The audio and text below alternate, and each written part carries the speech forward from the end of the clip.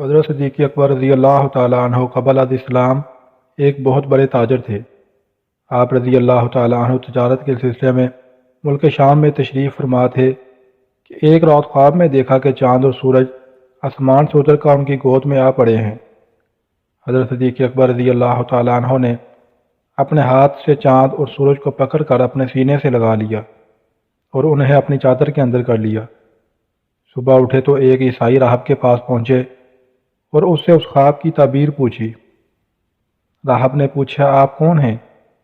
آپ رضی اللہ تعالیٰ عنہ نے فرمایا، میں ابو بکر ہوں اور مکہ کا رہنے والا ہوں۔ راہب نے پوچھا، کون سے قبیلہ سے ہیں؟ آپ رضی اللہ تعالیٰ عنہ نے فرمایا، قبیلہ قریش سے۔ اور ذریعہ معاش کیا ہے؟ فرمایا، تجارت۔ راہب نے کہا، تو پھر غور سے سن لو، نبی آخر الزماں حضرت محمد رسول اللہ صلی اللہ علیہ وآلہ وسلم تشریف لے آئے ہیں۔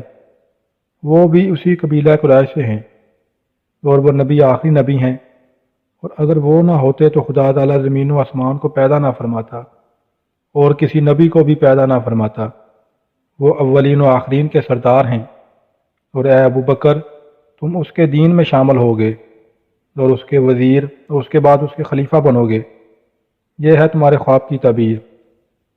اور یہ بھی سن لو، میں نے اس نبی پاک کی تعریف و نعت تورات و انجیل میں پڑھی ہے، اور میں اس پر ایمان لاتا ہوں اور مسلمان ہوں، لیکن عیسائیوں کے خوف سے اپنے بیان کا اظہار نہیں کیا۔ حضرت صدیق اکبر رضی اللہ تعالیٰ عنہ نے جب اپنے خواب کی تعبیر سنی تو عشق رسول کا جذبہ بیدار ہوا، اور آپ فوراً مکہ معظمہ میں واپس آئے اور حضور کو تلاش کر کے بارگاہ رسالت میں حاضر ہوئے اور دیدار پنروار سے اپنی آنکھوں کو ٹھنڈا کیا۔ حضور صلی اللہ علیہ وآلہ وسلم نے فرمایا، ابو بکر تم آ گئے، لو اب جلدی کرو، دین حق میں داخل ہو جاؤ۔ صدیق اکبر رضی اللہ تعالیٰ عنہ نے عرض کیا، بہت اچھا حضور، مگر کوئی معجزہ تو دکھلائیں۔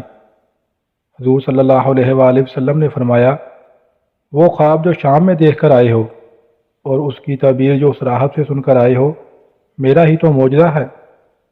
صدیق اکبر نے یہ سن کر عرض کیا، سچ فرمایا اللہ کے رسول آپ نے، اور میں گواہی دیتا ہوں کہ آپ واقعی اللہ کے سچے رسول ہیں۔